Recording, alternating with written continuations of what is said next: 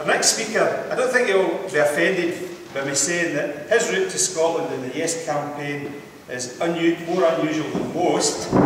Feargal Dalton is originally from Ireland. He moved to the UK in 1993 when he joined the Royal Navy. His route to Scotland was via a training exercise which brought him to the Highlands, which then prompted him to put in a transfer request which made him come to Scotland, and Glasgow became his home. Like many incomers, Feargal has found himself asking the very questions which are the root of the campaign for independence. I think although his journey to Scotland and Yes is different from most of us, it's certainly not unique amongst those who have chosen to come and live and work in Scotland. And I think Feargal will be able to give us a different perspective as an incomer to Scotland, something that perhaps we don't see because you don't very rarely see the wood for the trees sometimes when you're that close to it. Feargal.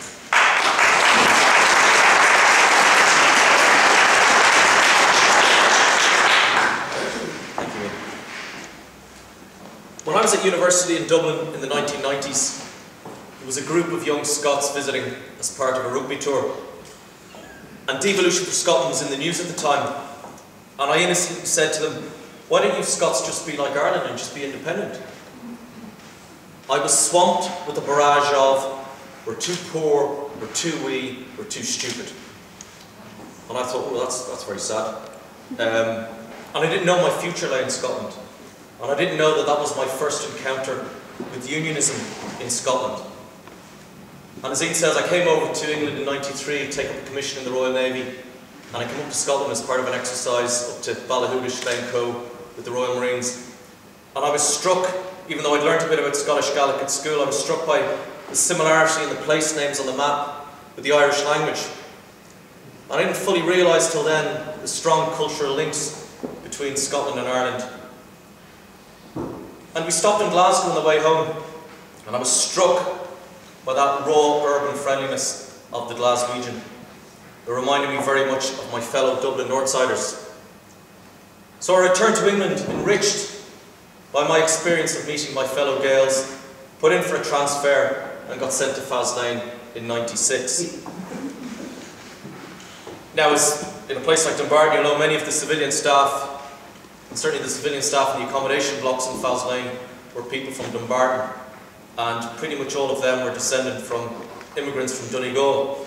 So they looked after me, and if there's any of you out there, thank you very much. Looked after me very well, especially when they saw my 6-foot Ireland flag hanging on my cabin wall. There was a few admirals going, why is he getting all this special treatment? The Donegal Ritz service, as I called it.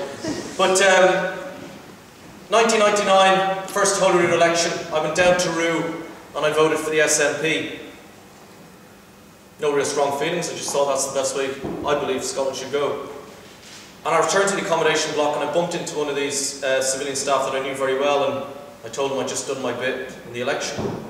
And he says, oh, how do you mean? What have you done? I says, well, I've just voted for the SNP. And he says, oh, no. He says, we Irish here in Scotland, he says, we don't want independence.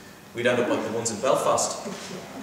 So I was a bit taken aback by that. And, you know, it was my first encounter with unionism within the Irish community in Scotland, which I hadn't expected.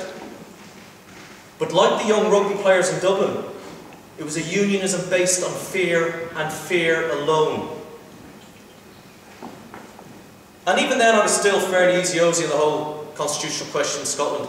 But I became a husband and a father in 2006. And I want my wains to have what I had. And that's to grow up in a country that has the confidence to govern itself. And from that to be confident in themselves. I'm now a school teacher, retired in October 2010 from the Navy, and I'm very proud to be part of Scotland's world-renowned comprehensive education system. And Scotland invented comprehensive education with a school in every parish as far back as the 15th century.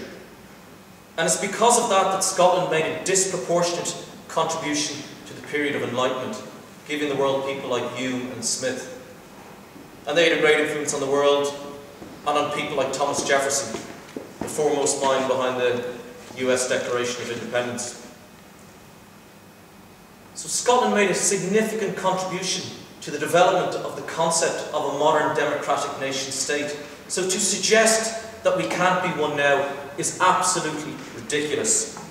And as a physics teacher, I'm often pointing out to my pupils, and I was doing it today by coincidence, that many of the units in physics are called after famous Scottish scientists. You've got the watt for power, you've got the Kelvin for temperature.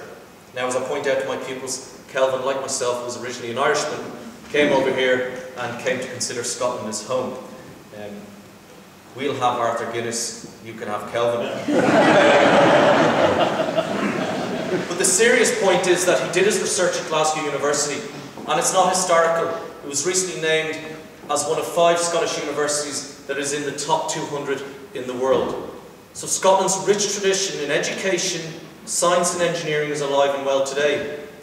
Professor Peter Higgs, like myself and Kelvin, what we would call a new Scot, an Englishman, who came up with the concept of the Higgs boson particle while walking in the Scottish Highlands. And he did his research at Edinburgh University. And he was asked himself, what's your opinion of Scottish independence?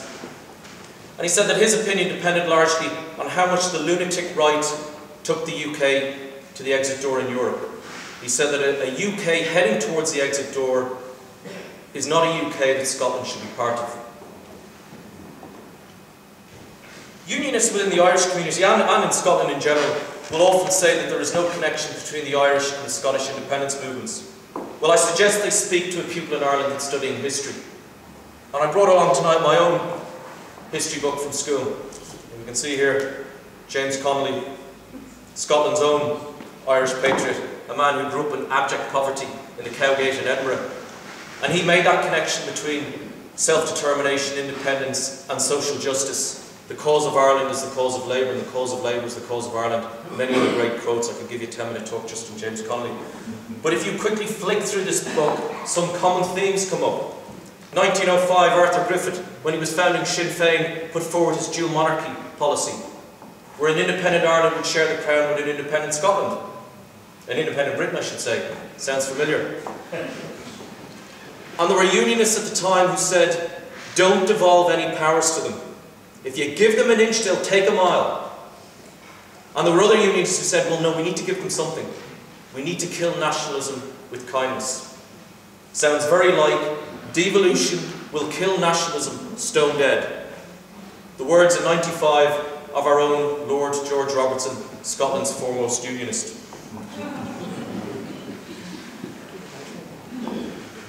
But that's historical. Recent history, but historical nonetheless. But in my own lifetime, there are examples from Ireland that dispel many of the unionist myths. In their bid to outflank UKIP, a lot of UK unionist politicians keep going on about foreigners and keep talking about Scotland becoming a foreign country when it's independent. Ireland became a republic in 1949, 27 years after the independence that it got, which was more of a Devo Max Plus, but another story, and left the Commonwealth. And London phoned Dublin and said, sincerest congratulations to you, but in order to protect the status, the legal status of Irish citizens in the UK, Westminster introduced the Ireland Act of 1949, which recognised that Ireland was a sovereign independent country, but stated clearly, and I quote, Ireland is not a foreign country. So unionist politicians will have you believe that on independence, when all you Scots go down to London, you'll all be foreigners. But when I go down to London, with my Glasgow-born wains, Irish passport holders will not be foreigners. 2 words, I write.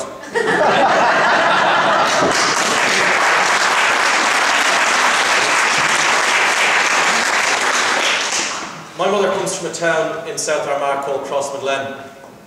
So I have a lot of family and friends in the South Armagh, South County Down, and in and around Belfast. So I have quite literally crossed the UK-Irish land border thousands of times. I have never seen a border guard, and I have never been asked to produce a passport. And that's because Ireland and the UK are part of a common travel area. And only last year the 2 governments announced that they were going to increase cooperation in this area.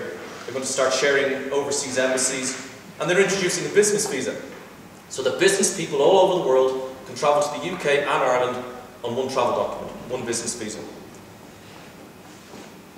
Osborne says we can't use the pound sterling in Scotland. Our pound sterling, Scotland's pound sterling. A pound sterling I was using in Dublin up until 1979, without the permission of anyone at Westminster. And there's your plan B, by the way, in case we needed one, which we don't, for some of the reasons that have been outlined. I'll talk a bit about defence matters briefly, and I know I'm going on a bit here, and there'll be time for questions, and I can talk a bit more about some of the detail. But there is that impression given by unionists that on independence, overnight, Scotland will turn into a North Korea. I can assure you that an independent Scotland will take its strategic position relative to the North Sea and the Iceland Gap and its responsibilities to its friends, its allies and its neighbours very seriously. UK defence and foreign policy is currently determined by UK governments elected by the UK electorate. But like in many other areas, there is an increasing divergence between what the UK electorate wish for and what the Scottish electorate wish for. And the ability of the Scottish electorate to determine the political composition of Westminster governments is non-existent. We vote Labour and SNP, we get Tory. We now get Tory in UK. The Scottish Defence Force will be set military tasks very similar to the military tasks currently set for the UK Armed Forces and for our European allies. Things like defending your national territory, coming to the aid of the civil authorities in times of crisis, times of emergency. But where the UK military are currently set the task of projecting global power, I would hope that a Scottish Defence Force is set the task of projecting global justice and peace.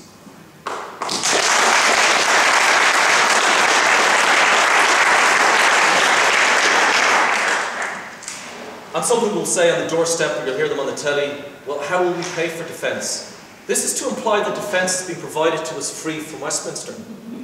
In an independent Scotland, we will pay for our defence in exactly the same way as we are paying for our defence now, through our taxes.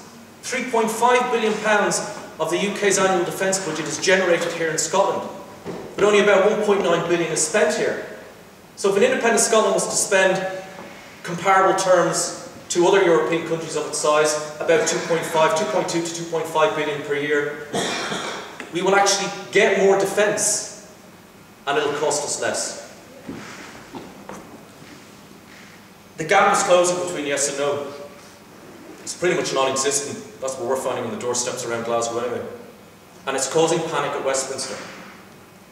There are some Westminster politicians who are starting to say, we will not recognise a yes vote. We will not recognise the Scottish Government's timetable for independence from a yes vote to independence. Okay. Peers from the House of Lords, no less. Okay. And what would they know about democracy?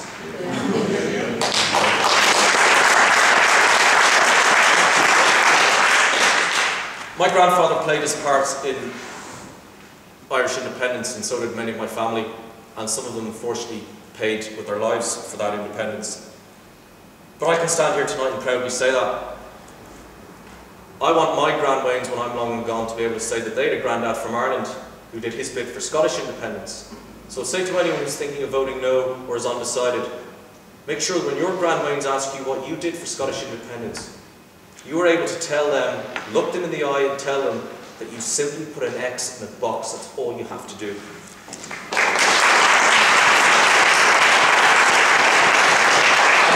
I'll recall a conversation I had with a colleague of mine in the staff room a couple of months ago, and we were talking about social justice issues, and we really put the world to rights, and we finished with that expression that we all often use, come the revolution. Access to education based on your ability to learn and not pay is the revolution. Keeping our health service in public hands and our mail service in public hands is the revolution. And a yes vote in September is the revolution.